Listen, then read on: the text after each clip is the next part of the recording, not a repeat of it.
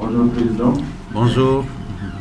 Bonne chance d'abord avant de commencer pour cette nouvelle mission. J'ai une petite question. C'est par rapport au soutien des fédérations. J'en avais parlé tout à l'heure. Est-ce qu'il est possible d'avoir une idée du nombre de fédérations qui vous soutiennent? Là, peut-être anticiper sur la feuille de route. Qu'est-ce que sera la feuille de route de Metzenga? Merci. Merci beaucoup, Ouri. Donc, ce n'était pas une petite question, c'est une question très importante, puisque justement, on va vers des élections.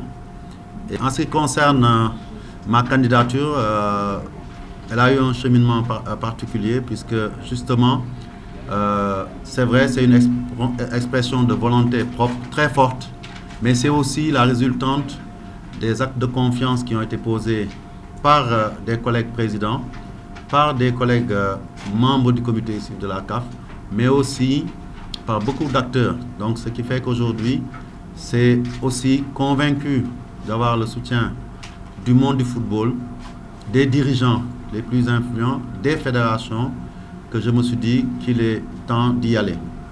Et à ce niveau-là, je peux dire que je peux comptabiliser à ce jour une quinzaine de fédérations qui m'ont directement exprimé leur volonté de me voir candidat. Il ne s'agit pas de voter, mais je pars du principe que quand une fédération ou un dirigeant de fédération vous pousse à vous présenter, c'est que quelque part, elle est prête à vous soutenir. Et c'est comme ça que ça s'est passé. Maintenant, en ce qui concerne la candidature qui a été déposée, nous nous sommes conformés au texte avec le nombre de candidatures nécessaires pour cela. Donc aujourd'hui, 2 pays ont soutenu le Sénégal, en plus de mon pays, pour pouvoir déposer cette candidature le 12 novembre dernier. Et après, je pense que ce qui est important dans une course électorale, ce n'est pas le nombre de voix qu'on a au départ, c'est celui qu'on a à l'arrivée, parce que c'est ça qui fait la différence. Et il nous appartient, à nous, de convaincre déjà ceux qui sont ce qu'on appelle généralement les sceptiques, mais surtout de convaincre le monde du football africain que nous pouvons être cet homme du changement. Et c'est pour ça que le travail ne fait que commencer. De la même manière aujourd'hui, comme on a annoncé lors du communiqué, il s'agit d'un point de presse pour confirmer notre candidature, parce que beaucoup de journalistes, que ce soit au niveau national ou international, nous interpellaient ces derniers jours.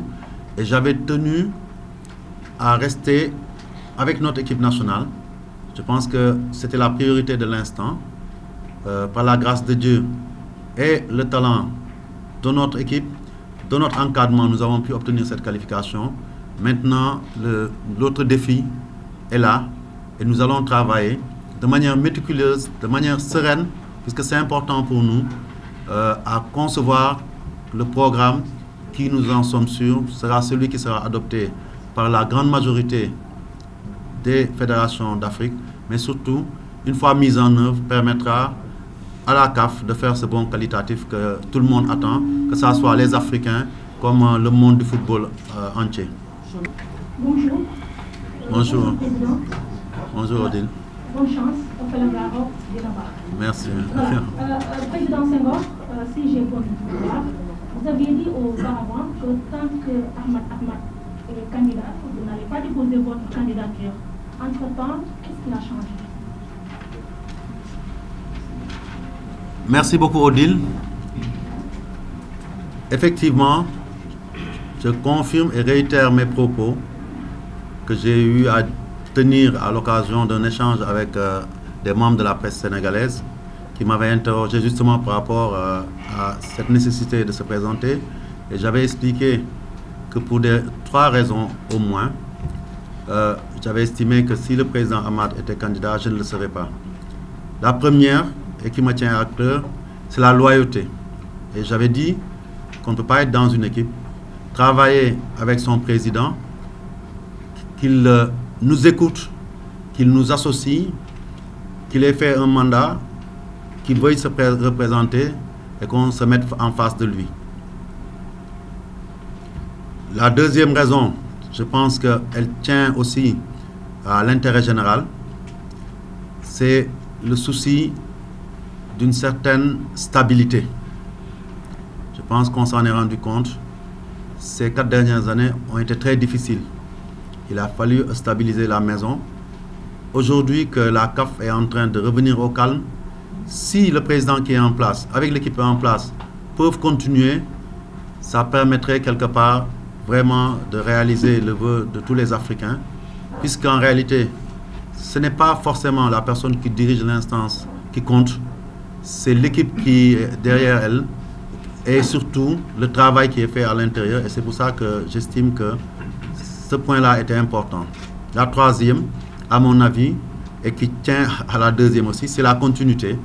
Il ne faut pas oublier que très souvent, on a reproché au président Hayatou sa durabilité à la tête de la CAF.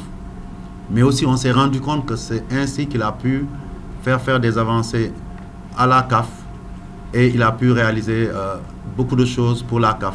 Donc, j'estimais aussi que le président Hamad doit avoir cette chance-là, après avoir expérimenté un premier mandat, à la suite de 28 ans de magistère du président Hayatou, qu'on lui donne le temps de pouvoir déjà capitaliser ce qu'il a appris dans ce premier mandat et continuer à œuvrer pour le développement harmonieux donc du football africain, puisque, on le sait, le président Hamad est déjà dans l'histoire, parce que c'est avec lui que ce changement est intervenu. Et je pense aujourd'hui que c'est ces raisons-là qui ont fait que j'ai décidé de me présenter. La question de Odile, c'est de dire qu'est-ce qui a changé. Ce qui a changé, je vous l'ai dit dans mon texte, c'est les difficultés que traverse la CAF. Gouverner, c'est intégrer le risque. On le sait, aujourd'hui, il y a une procédure qui est pendante devant la commission d'éthique de la FIFA et qui concerne notre président en activité. Et après échange et concertation, je l'ai dit tout à l'heure, avec les membres du comité exécutif, avec le président Hamad lui-même, il s'est avéré qu'il était nécessaire qu'on prenne le minimum de précautions face à des risques. Le management actuel repose sur l'identification des risques et la propension, la capacité à pouvoir être dans la prévention pour pouvoir les contourner. Et je pense qu'aujourd'hui, c'est ça qui a changé.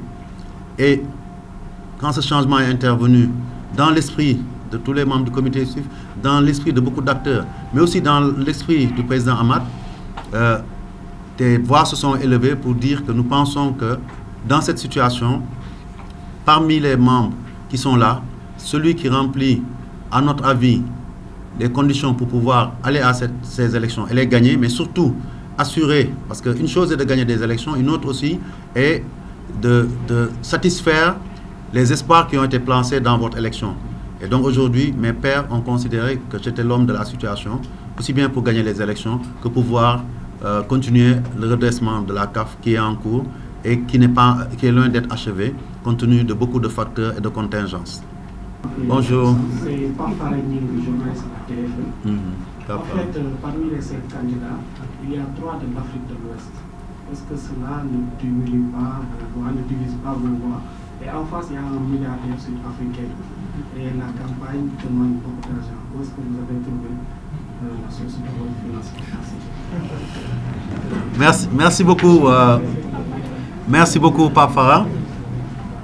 Pour la première question, effectivement, il y a pléthore de candidatures de l'Afrique de l'Ouest, puisque sur 5, nous avons 3 qui sont originaires de l'Afrique de l'Ouest, de l'ex-zone IFOA, donc qui regroupait 16 nations.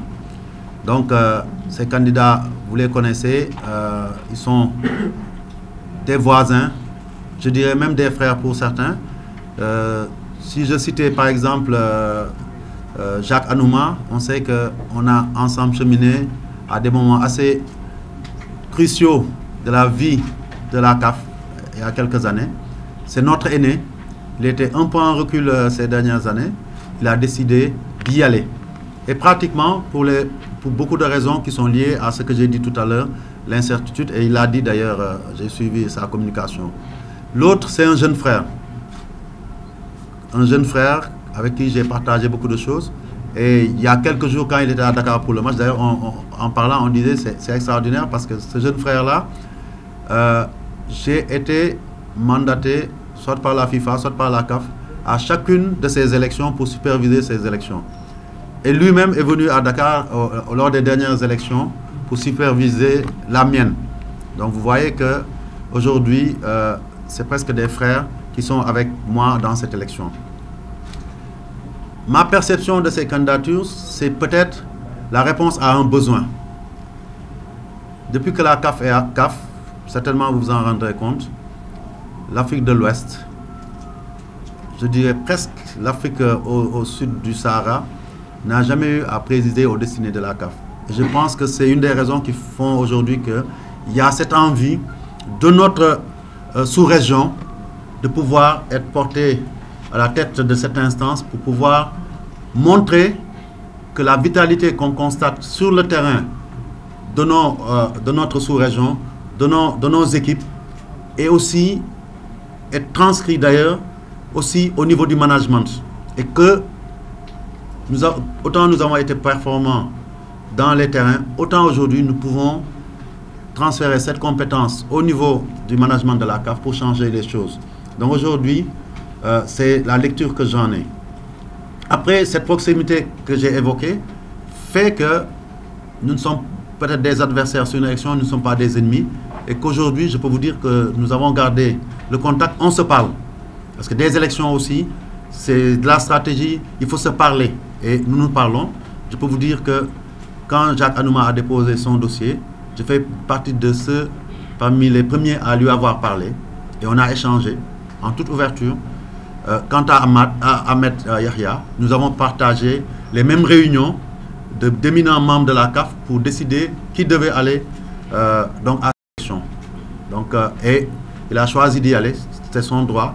Et je pense aussi qu'il a peut-être quelque chose à apporter, mais j'estime, et je l'affirme ici encore, humblement, de par mon cursus, de par mon vécu, de par mon expérience, je pense être celui qui peut fédérer beaucoup d'associations nationales autour de la CAF pour que ce que nous avons toujours constaté ne puisse être de rigueur lors de la prochaine mandature, parce que c'est une mandature à la croisée des chemins, je dirais même décisive, avec tous les remous que nous avons connus. Si nous n'arrivons pas à redresser cette barque CAF, les lendemains du football africain seront menacés.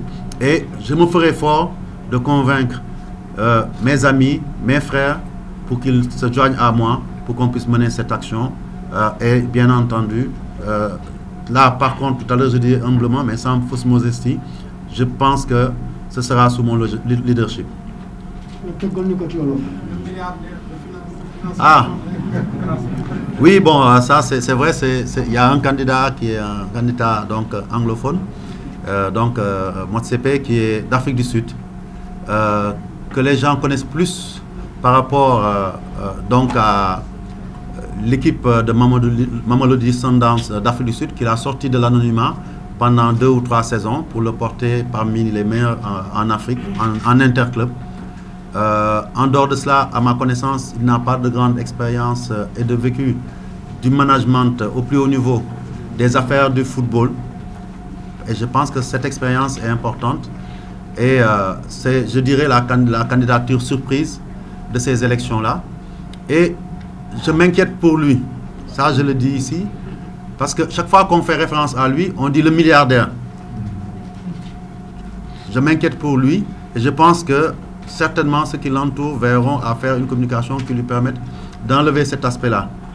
Il ne s'agit pas d'une course au milliard, il s'agit de gérer et d'organiser et de développer une activité, l'une des plus prisées dans le monde et en Afrique, c'est le football. Au-delà d'avoir des moyens, c'est important, certes pour une campagne, mais ce que nous attendons, ce n'est pas quelqu'un qui gagne une élection, c'est quelqu'un qui gère et redresse notre maison CAF. Je pense qu'aujourd'hui, je n'ai pas de réponse à cette question de savoir s'il est milliardaire ou non. Ce que je sais simplement, c'est clair dans l'esprit de tout le monde que ce n'est pas ça que nous recherchons. Pour ce qui concerne l'aspect lié à la campagne, je pense que le Sénégalais a toujours été capable de faire preuve d'ingéniosité, de solidarité pour chaque fois atteindre son objectif. Et aujourd'hui, je vous dis que nous nous donnerons les moyens, nous trouverons les moyens les plus légaux possibles pour mobiliser les fonds nécessaires pour aller en campagne. C'est une affaire qui est une affaire nationale. Je pense que dans l'un des organes de presse de notre pays, une radio, j'avais eu à en parler. Et je l'ai appliqué à la lettre. J'avais dit que si je n'ai pas le soutien des plus hautes autorités de mon pays, je ne déposerai pas. Et si je n'avais pas eu la garantie et l'accord des autorités de l'État du Sénégal, je n'aurais pas déposé. Parce que je pense que aller compétir pour être président de la CAF, c'est tellement important, aussi bien pour le continent que pour notre pays, que ce serait suicidaire et irréaliste d'y aller seul. Quelle que soit l'appréciation positive qu'on peut avoir, qu'on peut drainer partout en Afrique, ça ne suffirait pas.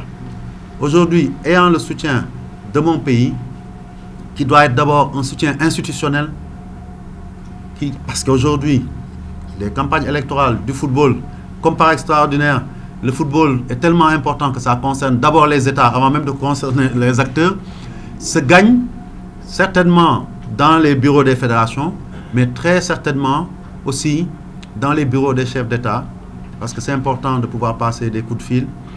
Ça se gagne aussi dans les bureaux des comités nationaux olympiques. C'est important, et d'ailleurs, j'ai sollicité le président Diagne à ce niveau-là. Et en dernier lieu, ça se gagne par une nation, par un pays. Parce qu'Augustin Senghor, aujourd'hui, n'y va pas en son nom propre, il va au nom du Sénégal. Voilà.